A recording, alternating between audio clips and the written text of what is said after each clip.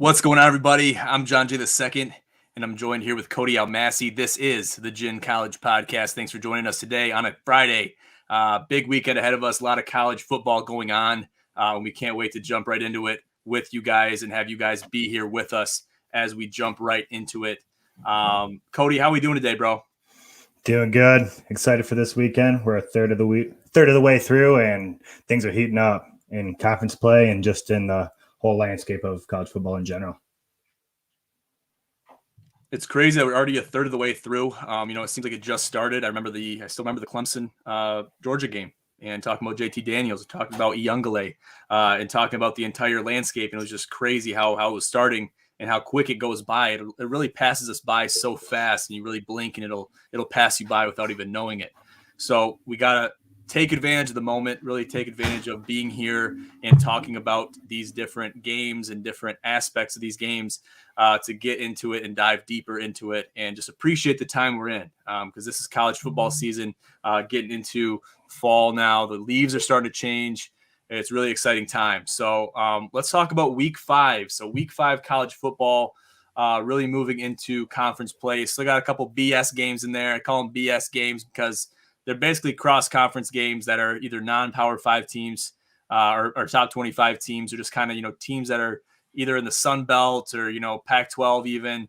Pac-12 is technically Power 5, but you kind of want to get into, conference play, and we're getting into it soon. A lot of teams have already started it. You had some preseason conference play games, and you can see more teams, especially the SEC, Big Ten, are getting into conference play and starting to play conference teams to promote themselves and to help them persevere into conference play, to give them a good spot going into the championship for their conference. So I'm really excited. I guess, let's just jump right into it. Let's talk about some of these games. We'll get into some of the major games that are really jumping out at us, and we'll follow what we got here for you guys. So first off, let's talk about Arkansas, Georgia. Arkansas, Georgia, both teams 4-0. What do you see in this game, and what are your takeaways as far as projections are concerned for who's going to excel and who's going to succumb to the pressure? Yeah, speaking of conference play, it's just the SEC's got lots of big matchups, and we're going to headline the show with this monumental one right here. It's the Arkansas Razorbacks versus the Georgia Bulldogs. Number 8 versus number 2. It's Arkansas is looking to go 5-0 for the first time since '98. They got that swagger back. They're looking like the Arkansas that I remember growing up, just dominant, punch in the face, and see what comes next, And the Georgia Bulldogs, they're also looking really good. They got the best defense in the nation right now. They're only letting up 5.8 points a game, which, like we talked about a few shows ago, that's what Texas A&M was doing, and that's less than a touchdown. That's something to be impressed with. So I don't know. Arkansas is a 18-point underdog in this. I think that's a little high, a little much, but I don't know. The bettors like Georgia and their dominance. Like you said, JT Daniels, he's 7-0 as the starter for the Bulldogs, and he's looking to go 8-0. So, yeah, he's looking good. And Georgia's always been a powerhouse team. They've always been a big powerhouse team, especially in the SEC. Been a threat to every team in the SEC, especially within their own conference. And they're threats to other teams in other conferences too. So it's a threat, and obviously I think some of that I don't know how to put this, but basically the Georgia has somewhat of that luster, similar to Alabama, that they're always going to be a top 5 team as far as we know them to be. They promoted themselves and really put themselves and gave themselves their best foot forward to put them in the top 5 year after year, and to really give them that ability to stay at the top of those AP polls week after week, year after year. So I think that's part of the spread here. I think that's part of minus 18. But Georgia has struggled to put points on the board, and it's kind of a big spread. Arkansas has definitely proved themselves. I don't know how to really take this betting wise, but I want to take Arkansas plus 18, just looking at it objectively. But it's at home. You don't know how many points they can put up on the board. Over under 49. They struggled to score 10 against Clemson. So definitely, yep. They had some things to figure out, and they figured out a lot of those things, since then till now. But it's I think they're still figuring things out. Yep. On the other side, we know a lot about JT Daniels, like we've talked about. The other side, we have KJ Jefferson. He's the quarterback for the Razorbacks. He's the only quarterback in the ACC that's passed for at least 800 yards and rushed for at least 200. Dude's 6'3", 225 plus. He's a big boy. So him and his running back are going to try and just impose their will on the Bulldogs defense, and I think that will be a really big key into how the game plays and if they can cover that big spread there. Yeah, KJ Jefferson. I mean, if you have a quarterback that can be mobile, that can run the ball, that can rush, and 200 yards rushing for a quarterback is kind of insane thinking about it. Through four games, Seth yeah. last night, through 4 games. Yeah, we're not talking about the whole season. Seth last night took Joe Burrow to get over 8.5 rushing yards last night against the Jaguars. And he could not reach that point. I think he got 4 yards rushing. Okay. And Lawrence was the one who was rushing a little bit. Yeah, right? Lawrence, he's a little bit more mobile, but Joe, he has the mobility, he has the ability to be mobile, and he doesn't utilize those strong suits really to his advantage. And that's why I think that over-under was so low. But you think about 8.5 yards, you can get that in one play. I mean, you're talking about 1st and 10. If you got the receivers running streaks or Purdue posts, whatever you got them running, they're far enough down the field. Those cornerbacks, those safeties aren't going to be able to crash in time to stop you getting at least 10 yards. So to have that be a statistic, it seems like a lock. At least it did to Seth. They're 4 games in now, and I think the most yards he's got is like 7 yards rushing, which is kind of crazy. It almost should be a crime, especially in the NFL. But I feel like he was more mobile when he played for LSU, but maybe it's just me. I don't know.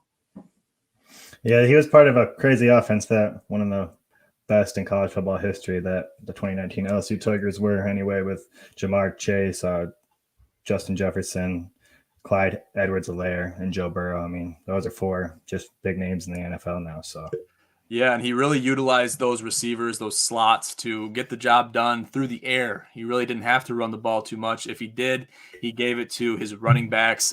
Mixon, who he's got at the Bengals now, has been doing work on the ground for him in the Bengals. So they've been doing a lot of good things, and they're doing pretty good, 3-1 now. And they sent the Jaguars to 0-4. But let's get back to this game. Arkansas has a big rushing attack, their second best rushing attack, 261 yards per game, while Georgia boasts this SEC's best rushing defense at only allowing 66 yards per game. So this is going to be a battle. You might even have this game on underwatch. And I know it's tempting to do that, but 49 puts you right in that sweet spot between 45 and 55, where there's really anything can happen. Anything can happen between 45 and 55. And that's the range I was trying to find. And it's a different range every year based on the sentiment with points scored and things of that nature throughout the individual conferences like the SEC, Big 10, Big 12, Pac-12, things like that. But also amidst the averages throughout the entire college football landscape, which all have to be considered when thinking about this and talking about over-unders. So I guess if I had to make a pick on this game, I'm going to put this game on underwatch. Let's go under 49, and I'm going to take Arkansas plus 18. I think Georgia will still squeeze out the win, but I think it's going to be narrow margins. These defenses are both trained to handle the run offense, and I think they're going to get the job done on defense mostly. So that's what's going to help the under hit. Unless one team goes out on a limb and goes rogue, then I think that, that's the only way the over could hit. But we're confident. We're confident on that under. At least I am. And then take Arkansas plus 18. I'll back that. So I got the backing. Underwatch for sure. Yeah. I got the backing from Cody. Okay, that's great. That's great. We got confluence. We got more weight on the bet. That's what I like to see. Good stuff. Okay, so we'll be watching that game very closely. 8 versus 2. That'll be a good one. Arkansas and Georgia coming up this weekend. Let's move on. Let's talk about Ole Miss coming in at number 12 against 4-0 Alabama. They're obviously ranked number 1. No surprise there. Year after year, they are right there at the 1 and 2 spot. They're always. I don't think I've ever seen them be ranked 4 or worse, at least in the last decade, which is kind of crazy. But they're doing great. So I guess, what are your takeaways from this game? What are we looking for, and what do we expect to see? I think this is the game that everybody's been talking the most about when you watch ESPN or any other of your various sports networks. Everybody wants to see what Lane Kiffin is going to do against Nick Saban, especially after last year's matchup. That's why we have this game on Overwatch, because they combined for 111 points last year and a 63-48 Alabama win. But they didn't like pull away until the end of the game. And I remember watching it from B-Dubs. And yeah, Matt Corral has that Ole Miss, the Rebels offense kicking. And him and Bryce Young are tied for Heisman odds right now. They're both plus 175 for the Heisman to win at the end of the year. I know it's early, but just interesting to see Saban Kiffin match up, and then Bryce Young and Matt Corral, the quarterbacks for the respective teams. Yeah, I mean, we got to be looking at these offenses, and that's what recruiters in the NFL are looking at. They got to look at this. They're always going to have their radar on Alabama. It's always going to be the case. They're always going to be watching Alabama very closely. And that's just the reality of it. That's just the reality of it. And, you know, a team like Ole Miss, I really like Ole Miss this year. I really like Ole Miss, and I think they got it figured out on offense. They're only going to get better as the season progresses. And they're going to be a threat in the SEC, like many of these other sleeper teams that we've seen. I would consider Ole Miss just because they haven't been the best in the past. They've always been a threat, but they haven't been as threatening as I think they are this year. So I'd put them on sleeper watch, but I'd put them right next to that mid-tier level. And I think that they're going to really do some work. Hopefully they do some damage to Alabama and give them a test. That's what I want to see them give them a test. And that's all we can really ask for when we're looking at a game like this. But yeah, high profile coaches. We're talking about big time coaches here. And Lane Kiffin was Saban's offensive coordinator, as everybody knows, from 2014 to 2016 until he left for Florida Atlantic, I believe. Yep. So it's going to be a battle of the quarterbacks too. So you got the battle of the coaches, battle of the quarterbacks. Always a great showcase whenever you can get those two kind of lined up. You see the Ole Miss is 0-13 all time against the number one team in the nation. So that stat doesn't look good for them.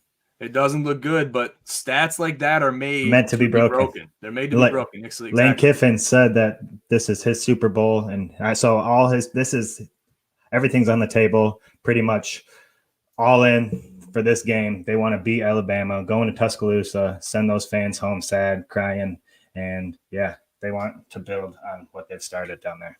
I mean, we've seen teams do it last week. We've seen NC State. We've seen, Georgia State give Auburn a test. Why not? Why not see Ole Miss, a team that you've actually heard of, give a team that you definitely heard of a test? And they're both undefeated. That over-under, from what we had it from our notes, is 80. It has now dropped to 79.5. Put that game on Overwatch. I think that game could hit over, especially Ole Miss puts 21 points up. I think that's big. But if it's a defensive showdown, then the under is going to hit. There's a certain level of points that you got to get quarter after quarter, and basically do the math. You go to 80, divide that by 4. You got 20. You need 20 points collectively per quarter.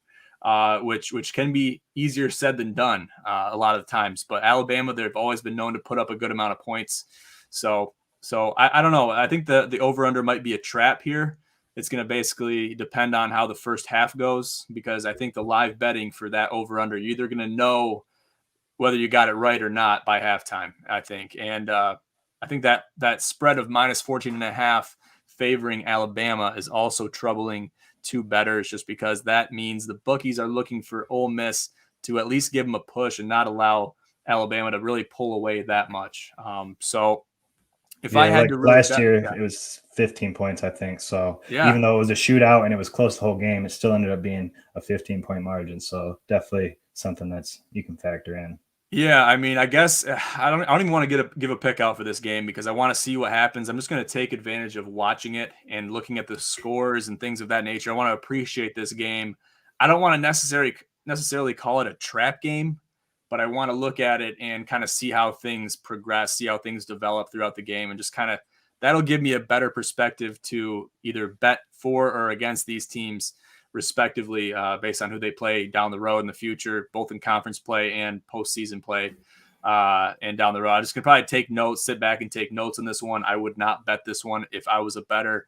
I'll call it a trap game myself, because it's one of those games where you wouldn't be surprised if it was down in the wire and only a few points, but you wouldn't be surprised either if Alabama does pull away and ends up winning by 21 or so, So exactly, I'd stay far away from it and just enjoy it like you plan to do as a fan. Exactly. Watch it as a fan, take notes. I mean, that's what the bookies are still doing. They're getting better at it. And I've said this in podcasts, said this on the Gin Sports Network podcast. I've said it on Gin and Tonics, said it everywhere. Basically, the bookies, the more the year progresses, because especially college football and NFL, pretty much any sport, any team sport game that is able to be betted, the bookies are always taking notes. They're always watching, and they're only going to get better as the year progresses because they have more games to look at. They have more statistics to look upon.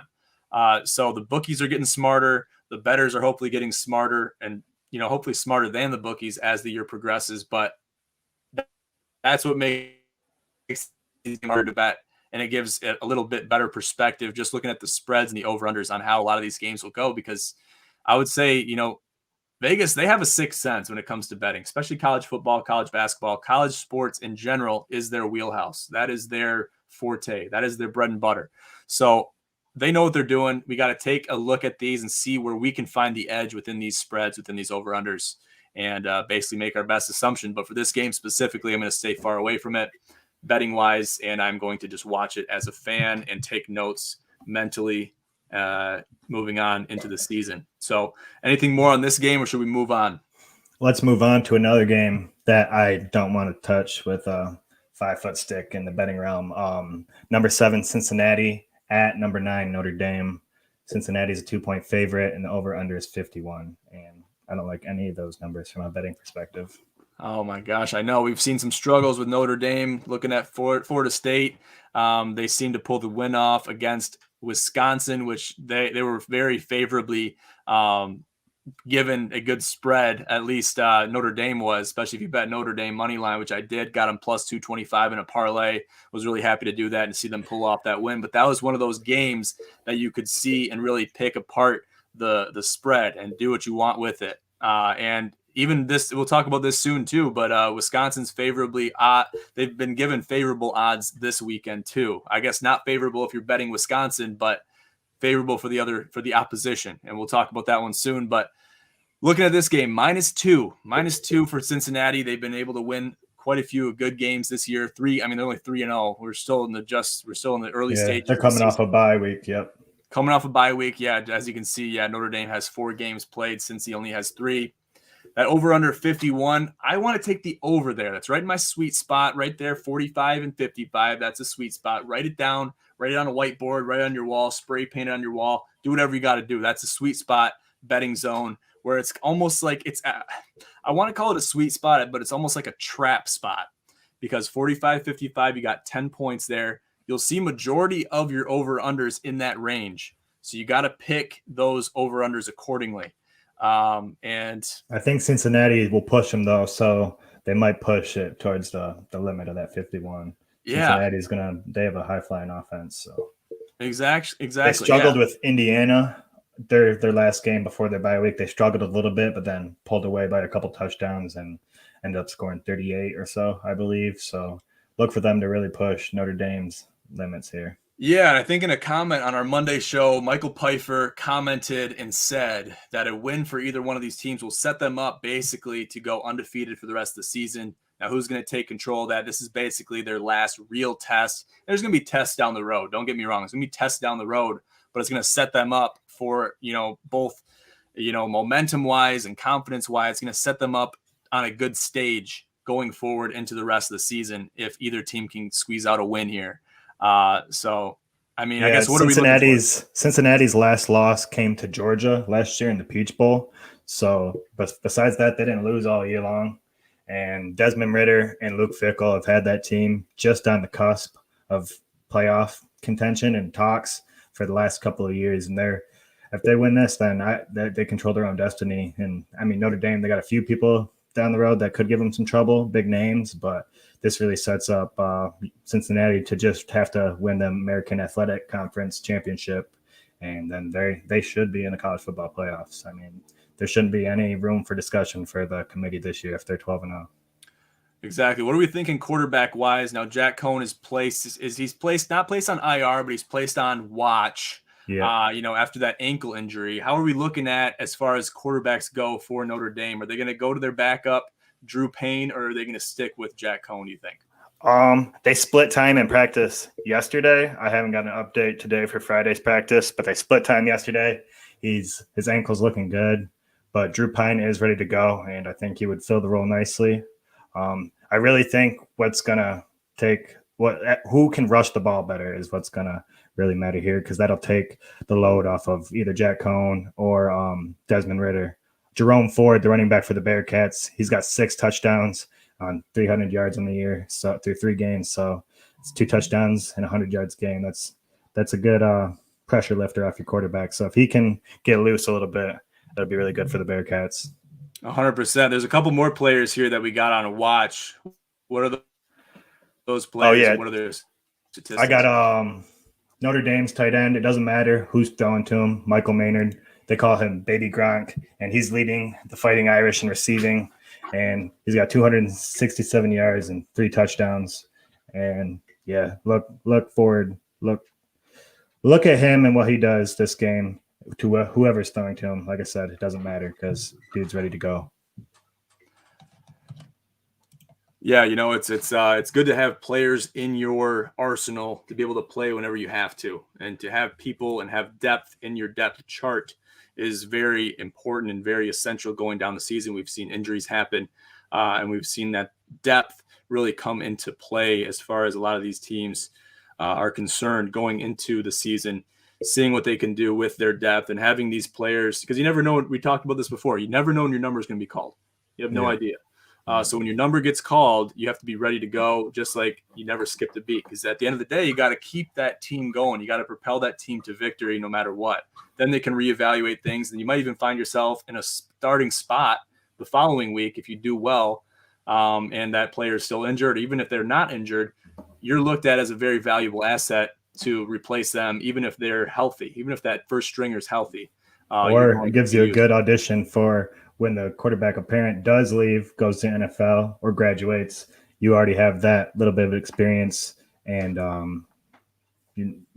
relevance in that situation, and that the coaches know that going into next season that you showed. I mean, unless you're DJ Uyunglele, who looked great last year backing up Trevor Lawrence, and this year has looked the opposite of great. Exactly. That's the flip side of the coin, is not being able to succeed when you have those reps, you have the experience, but you just don't come out and show what you've learned and what you've experienced through your PT and through your reps that you've already had. So if you're not able to succeed and excel from the reps you've already had, you're basically cutting yourself short, and you have no one to blame but yourself. And that's a perfect example with DJ Uyunglele, not being able to really fill the gap as much as we would have expected him to, that Trevor Lawrence left behind once he got drafted. So there are 2 sides of the coin, double-edged sword, as we see a lot in college football. But it's just one of those things you got to deal with. You got to be able to manage it, both as a player, both as if you're DJ Uyunglele's replacement, you got to be able to come out, and you never know when your number is going to be called either. You also got to look at it from a coaching perspective. How are we going to handle this? How are we going to deal with it if our number one guy is not able to succeed? We got to have the best guy in there at all times, who's ready to play and who's ready to dominate, who's able to get the job done out on the field. So a lot of things to consider, both from a coaching perspective and from a player's perspective. Definitely agree. Let's move on to this last big game we want to talk about. Michigan at Wisconsin. My Wolverines coming into Camp Randall, trying to get a win for the first time since 2001. Yeah, looking at this game, it looks really good. Looks really good from a betting perspective, too. I'm looking at this. It says Wisconsin minus 6.5. Is that still accurate? I feel like that's I forgot to switch that. I think it was minus 2.5. Wisconsin minus 2.5. Yeah, that was from last week's game for Wisconsin. Right. Yeah, but I mean, you see that spread from last week, minus 6.5 against Notre Dame, and then you got this week's spread minus 2.5 against Michigan, which they haven't lost either. They've had a couple close calls, one by a touchdown against Rutgers. We're gonna forget about that one. But looking at this game, minus 2.5 rather, minus 2.5, guys. You're looking at this game. They're still favoring Wisconsin after getting dusted by Notre Dame. Now, a non-conference game with Notre Dame, but now you got an in-conference game. Yes, they're at home, but going against the Wolverines, which have showed us a lot of strength, a lot of tenacity, And Cody, I'll let you touch on that a little bit because I think this is your strong suit, talking about the Michigan Wolverines. But it seems like an easy pick for the bettors, but those easy picks that seem easy, they seem like they're going to lock, very seldom do. I guess, what are we looking at here in this game? Yeah, I'm not going to touch this just because too many emotions involved, and I don't want it to be a double-edged sword if my Wolverines do take the L. But as far as the line and where it's at, I think that's because Michigan's success has mostly been based off our rushing attack, and Rutgers kind of they didn't shut it down completely, but they contained it and maybe laid a blueprint for other teams. But Wisconsin's a team that doesn't need a blueprint when it comes to slowing down the rush game. They've only allowed 75 rush yards all year long, and that's through 3 games. But still, 75 rushing yards through 3 games is just a great defensive number and something to be proud of. So I think that's a little bit of where that very small margin comes from and why they're a little bit favored. Both quarterbacks are going to be who you want to watch. Graham Mertz only has 1 touchdown, 6 interceptions, and a handful of fumbles to accompany it. And he showcased really his inexperience in the end of that game last week. And Cade McNamara, Michigan, we're kind of the fan base is divided in 2 different parties.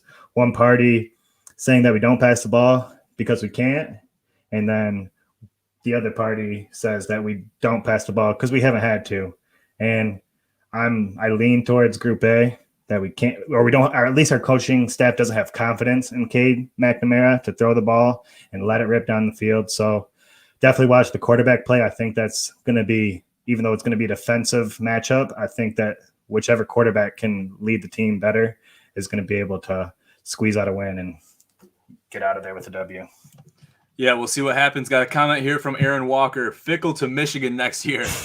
Oh, my God, Luke Fickle. I think he's pretty happy at Cincy. Yeah, I think he's pretty happy.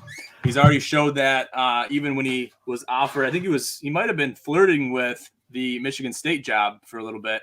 He turned it down pretty dominantly. I guess, what are we thinking for this? I mean, is Harbaugh here to stay, or is he on his way out?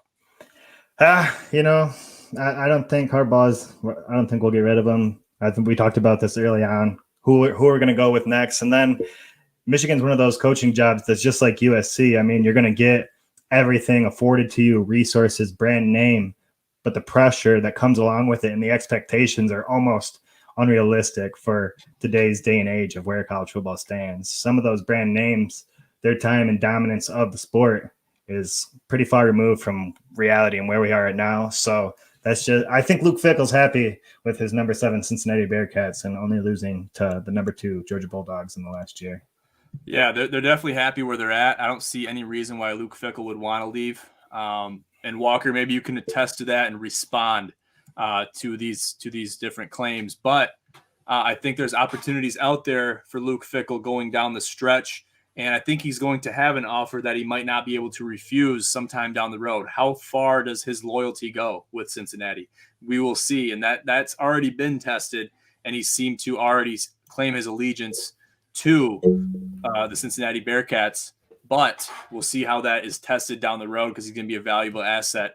This game will be huge for Harbaugh's legacy, though, because he is 0-11 in his time here at Michigan as a underdog. So 0-11 as the underdog. That's not what you want to see really for your program by any means.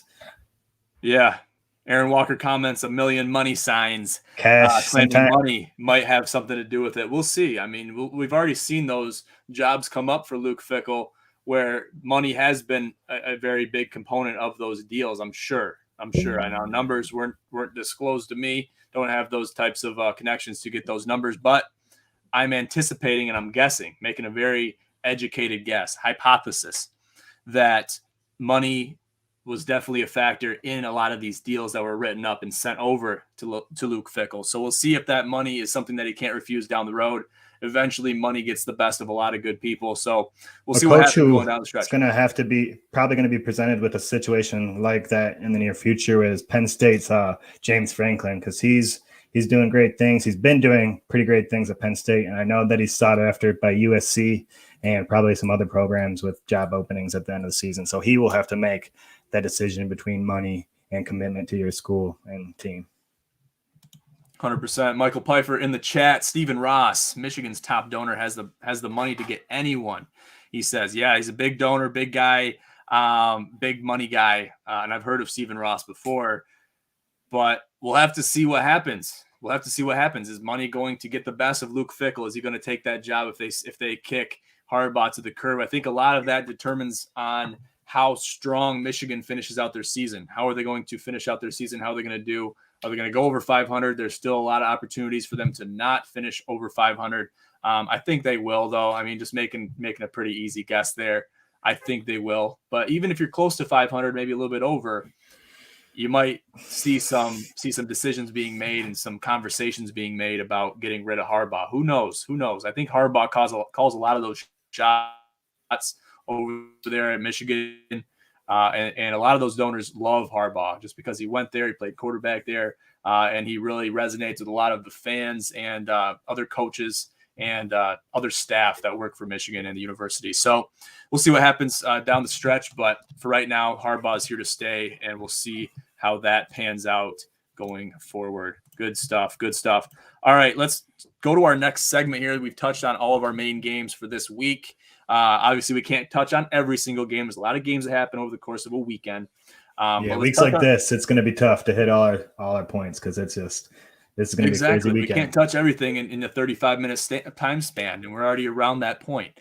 So let's get into this next segment. Let's use the time that we have.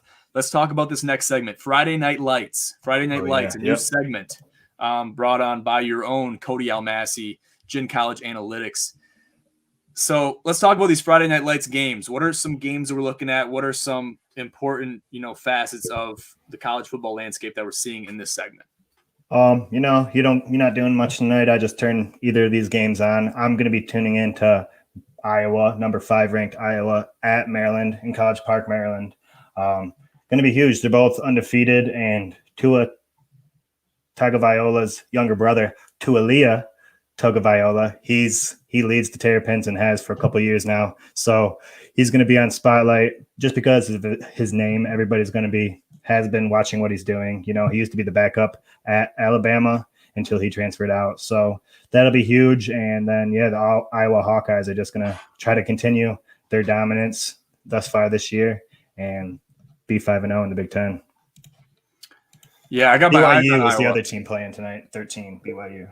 Yeah, 13 BYU. I mean, you got some teams in the top 10 here that are playing today. And it's very impressive. That Iowa-Maryland game is going to be a good one. It's going to be a dogfight. Now, Iowa's only a 3-point favorite, too, which is huge. Wait, who's a 3-point favorite? Iowa? Iowa, yeah. 3-point favorite against Maryland. Wow. I mean, so from a betting perspective, that looks like a lock, right? Take Iowa number 5 versus unranked, yep. Yeah, take your minus 110, get the hell out of there. Throw that in a parlay, or even do Iowa money line if it's like your 6th or 7th leg. You're feeling pretty good. It's at Maryland, but a Big Ten matchup nonetheless. Iowa's look good. They look strong both offensively and defensively this year. So Iowa should win. On paper, they should win, right? On paper, but that's why games aren't played on paper. So. Exactly. That's why you play tic-tac-toe on paper, not college football. Yeah. But, I mean, Maryland, you can't discount them either. I think that attributes partly why that spread is what it is. They're 4-0-2. They've got it figured out somewhat, both on offense and defense, where their hole is going to be found at. Every team has vulnerabilities. Every team has a kryptonite that will bring them to their knees. And we just haven't seen that yet from either of these teams. So we're going to have to see it tonight.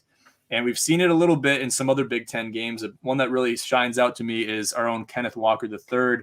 And his ability to, if you can remove his green grass in front of him, you are really severely crippling him to the point where he is not able to be as versatile on the ground as you'd like him to be as a Michigan State fan or a watcher of those games. But if you can do that, that's just one example of the kryptonite that we've seen in the Michigan State camp. Now, every team, like I said, has kryptonite, and we'll see what those kryptonites are tonight. I don't know how to say that plural, but we'll see you tonight. We'll see what happens. See who's going to shine offensively. See who's going to make a stand defensively. And that's a Big Ten matchup that I'm going to be watching for sure. Definitely. Yeah. Just running down the way here. Spencer Radler early top draft pick favorite has dropped off of Mel Kiper's draft board, the top 10 at least, and they have another tough matchup against Kansas State this weekend. So we're going to see what happens. We talked about him getting booed by the home crowd. So he's going to have to really put up some numbers against Kansas State and shut some people up. I think he has the ability to do it, but it's to be seen if he can utilize that ability. Yeah, his abilities and his tenacity have been tested. His strength as a quarterback, being at the helm at Oklahoma, it has been tested and it will continue to be tested. And that's how it happens. That's how it works for quarterbacks. You will be tested. Your will be tested. So we're going to see how he deals with that. And if he can deal with that and be able to take that adversity and use it to his advantage, I think he'll be fine. But if he crumbles under the pressure, then it's not going to look good for him. And his replacement is shortly behind him, and his number, whoever that is, will be called. Caleb Williams. He's the number one quarterback coming out of high school. So the fans are antsy to see what he has to do. So that shouldn't be what they're thinking about, but there were fans, and we are thinking about it. Exactly. And fans want a quarterback that is able to be a leader, first of all, but also put points on the board and be versatile and do what he has to do, whether it's on the ground, whether it's through the air, whether it's taking all that work into his own hands and running the ball himself. If we see that, will to take that responsibility head on.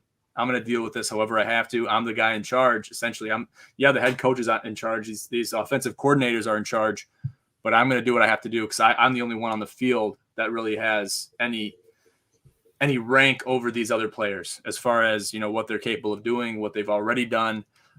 So I'm looking forward to this game, and I'm looking forward to watching Oklahoma progress and see how they develop as the season goes on. Curious to how NIL and how he does the rest of the season, obviously, but if he does slide down the draft boards, if he might choose to stay in college one more year and make more money through NIL compared to taking a second-round draft pick salary. You know what I'm saying?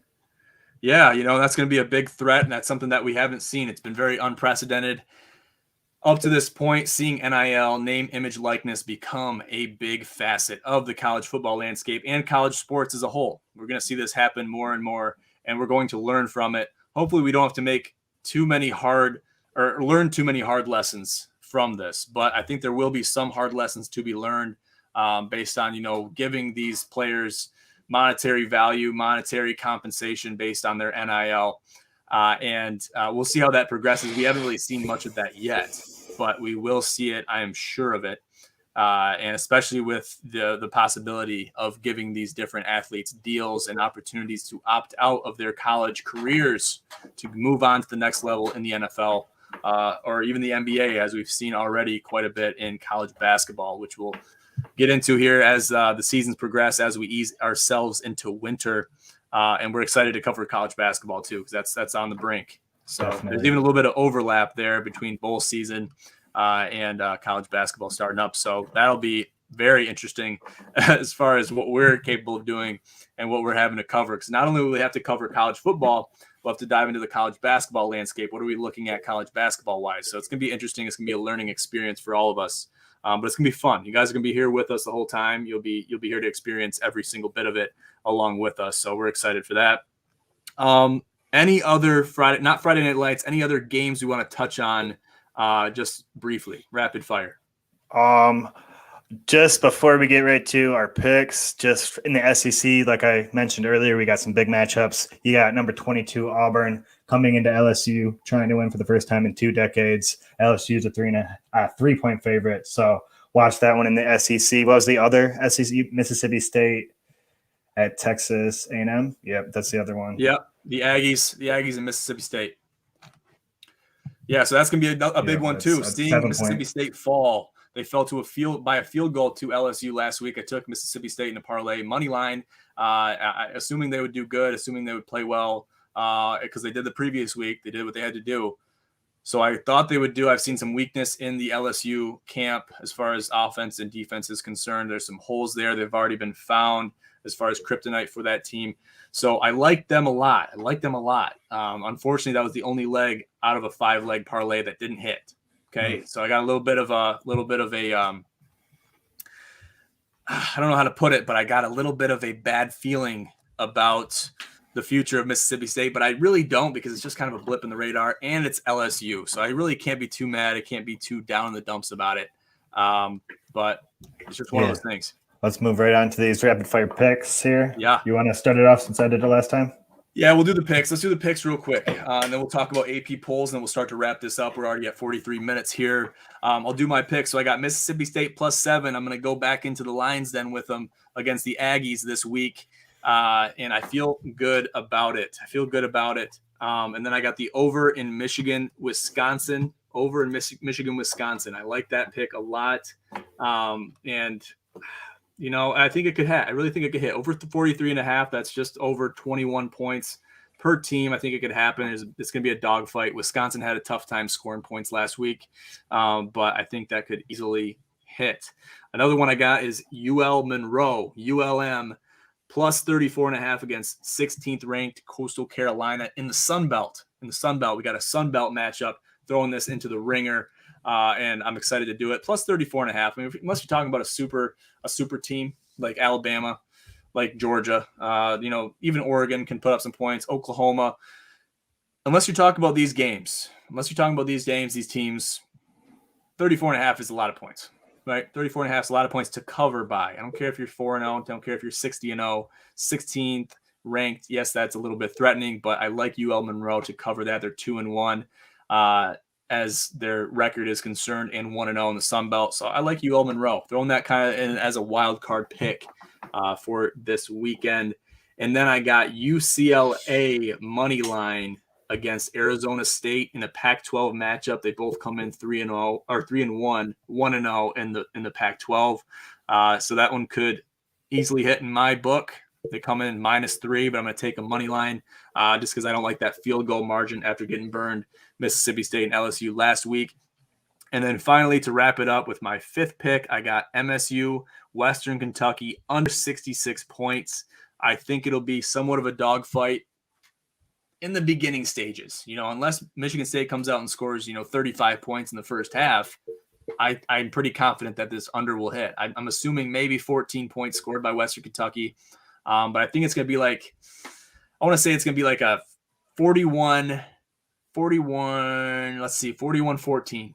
41-14 Colin. It's gonna flirt with the over or the over, but I'm gonna take the under on a hunch. It's a lot of points to score, and State has been known to somewhat ease off the gas as they move on into a game when they're up quite a bit.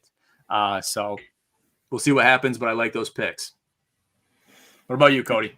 I tried to go with some for sure locks after starting 1-4. I really think the Oregon Ducks are going to cover. They're 8-point favorites over Stanford. Stanford lost by 11, I believe, to UCLA at home last weekend. So I think that the Oregon Ducks are going to put on considerably more points than 8. I also think that the Arkansas Razorbacks are going to come into Athens, and I don't think that they're going to win, but I think that they will cover that 18 points. I think that they're going to keep the score low. Georgia only putting up 10 points on Clemson has a lot to do with that. And, I think that the Razorbacks, the Hogs, are going to give them a lot more than they're ready for. And then Louisville, I think that they'll cover the 7-point spread. Wake Forest comes in 4-0. Louisville's 3-1. A big ACC matchup, especially when the ACC is wide open and kind of looking like one of the worst conferences out of the Power Five, in my opinion. But Louisville, Malik Cunningham, their quarterback, he's a gunslinger, and I think he will keep it within 7 points. I think they'll actually win, but we're just going to do the 7-point +7. And then this last minute, just off of John's picks, he took the over for Michigan, Wisconsin, just as a little head-to-head fun. I'm going to take the under on that. I think it's going to be one of those old-fashioned traditional Wisconsin-Michigan games, kind of like 17-10 or something like that. It's going to be low scoring. Okay, well, you're the Michigan insider. I'm trusting you on this one. And we'll go head-to-head and see who comes out on top. One of us has to. Yeah. So we'll see what happens in that pick. Really getting hot and heavy with these picks, and they will be posted to our Instagram here later tonight, so you guys can take them or leave them. Take them into consideration at the very least. And you can I'll post them on the Twitter as well. Yeah, post them on Twitter. Check that out at Gin College Analytics. I just made a video today of an awesome catch from last night's game. Dontavion Wicks for the Virginia Cavaliers had a catch of the year potential catch last night. So go take a look at that if you haven't seen it already. Yeah, make sure to follow Cody on Twitter, the new Twitter for this podcast and for the entire Gin Sports Network. Specifically, Gin Analytics on Twitter, Gin College Analytics on Instagram, Gin Analytics on Twitter. Make sure to follow him on both and give us a boost going into the rest of the college football season. Got a quick comment here from Michael Pfeiffer again. You guys see that Miami game last night? Brutal loss with the winning field goal bouncing off the upright. Yeah, I mean, those are inexcusable. What was that? A chip shot? It was like 30-yarder. Yeah. You got to make those. Crazy game. That's where the pressure comes into that last night too. Yeah. That was a good game. I mean, that couldn't have been much farther than a NFL extra point, right? So those have to be made. And that was a dogfight. Safety in the game ended up turning out to be huge. 30-28 was the final score. So that safety really came in handy when the final score was said and done and missing that field goal. Yeah, incredible. And we'll be seeing a lot more of that, I'm sure, going into the weekend. So make sure to stay posted to all of our socials, Gin Sports Network and Gin College going into the weekend. But yeah, we'll start to wrap it up. Cody, you got anything left you want to leave the people with before we sign off for the weekend? Nope. Everybody enjoy football. Tune in for those Friday Night Light games tonight. Always follow our social media, comment on our live streams, tell us what you guys want to hear, all that good stuff, and help us really make this thing into something special. Exactly. Well said, Cody. And we're going to do that. And make sure to follow us on all of our social media. Just go to our link tree. I just updated our link tree. And I'll put that on the bottom of the screen now. linktr.ee/GinPros.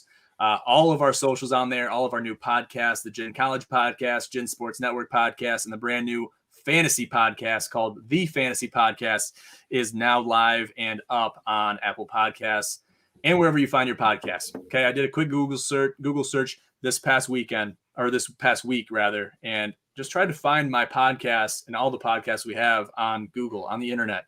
And basically there's a bunch of different sites that co-host the RSS feed that is posted to Apple Podcasts, and they host it on their own site. So it's kind of like, it's like dual broadcasting, I guess what you want to call it, whatever you'd want to classify that as. But it's everywhere. Basically just search any of our podcasts or just go to our link tree, take out the middleman, go to our link tree down at the bottom of your screen. And it's posted in the podcast links section in the description for you guys listening later on. But check that out and stay posted. Feel free to always get in touch with us through all the social media waves, and all of our socials are hosted on that link tree as well. So make sure to check those out and stay in touch with us and give us suggestions, comments, questions, anything you have, and we'll be happy to respond to those in one business day. So I'll leave it at that, guys. Thank you for tuning in to the Gin College podcast. I'm your host, as always, John Gitt II with Cody Almasy. Have a great day.